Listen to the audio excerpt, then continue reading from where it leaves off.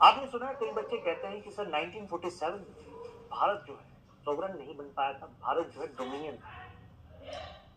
Sir sovereign तो हम 50 में बने, तो क्या ये बात सही है? हाँ बिल्कुल सही बात कह रहे हो आप, अच्छी बात है।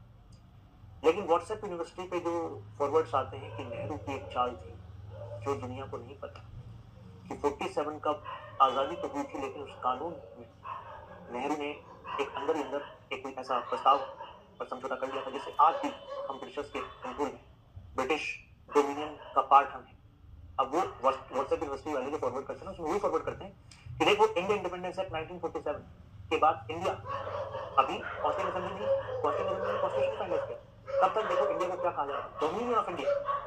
अब जो आम आदमी है उसको पढ़ के लिखा है, बहुत सही बात है, देखो लिखा हुआ डोमिनियन ऑफ इंडिया, डोमिनियन का मतलब तो देखो अगर मैं कहूँ कि जो फैक्ट्स यूज किए जा रहे हैं, फैक्ट्स में थोड़ा हमें क्लैरिटी आनी चाहिए। क्या आजादी के बाद हम डोमिनियन ऑफ इंडिया के हाथ थे, dominion of India, dominion of Pakistan हाथ थे, लेकिन क्या है डोमिनियन शब्द का मतलब वो था जो डोमिनियन शब्द पहले डिस्कशन में था कि इंडिया को हम डोमिनियन बना देंगे, अल्टीमेटली हम सिंबॉलिक हेड बनेंगे, क्या इसका मतलब था? नहीं, ना इसका मतलब ये नहीं। जैसे एक डोमिनियन होता है कनाडा, कनाडा में जो हेड ऑफ द स्टेट है वो क्राउन माना जाता है, ऑस्ट्रेलिया में head of the state crown माना जाता है, क्योंकि एक समय पर ब्रिटिश सरकार का कंट्रोल, ब्रिटिश क्राउन का कंट्रोल ऑस्ट्रेलिया पर भी था, कनाडा पर। आपको पता है आज भी हेड ऑफ द स्टेट माना जाता है, वो सिंबॉलिक रिलेशनशिप चल रहा है, कोई कंट्रोल नहीं, क्योंकि डोमिनियन वर्ड तभी हट सकता था जब हमारे यहाँ पर एक नया कॉन्स्टिट्यूशन बन जाए, क्योंकि कॉन्स्टिट्यूशन बेसिक लॉ है, बेसिक फ्रेमवर्क है गवर्नेंस का, तो भाई कॉन्स्टिट्यूशन भी आना बाकी था। लेकिन इसी एक्ट ने ये बता दिया था कि देखो तुम डोमिनियन वर्ड यूज कर रहे हो, लेकिन अल्टीमेटली तुम्हारी कॉन्स्टिट्यूंट असेंबली सोवरेन है,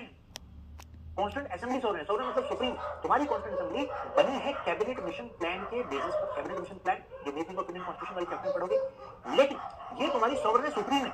कॉन्स्टिट्यूशन बनाने में कोई ब्रिटिशर से कंसल्ट करने की जरूरत नहीं है, कोई महारानी के पास जाके साइन नहीं कराना पड़ता। और यहाँ पर अदर लॉज जो और कानून भी आपको बनाने होंगे, वो आपकी कॉन्स्टिट्यूशन असेंबली फिलहाल बनाएगी, कुछ अदर लॉज भी बनाने पड़ सकते हैं बीच बीच में, लेकिन बेसिक लॉ तो आपका कॉन्स्टिट्यूशन अदर लॉज बनाने पड़ सकते हैं। तो जैसे 1950 में हमारा कॉन्स्टिट्यूशन फुल्ली इनेक्ट हुआ 26 जनवरी को, फिर बन गया इंडिया सोवरेन। आधी बात समझ, क्योंकि कॉन्स्टिट्यूशन इनेक्ट होना जरूरी था, तब वर्ड सोवरेन इंडिया के साथ लग सकता था। अगर ये बात क्लियर है तो मेंशन क्लियर।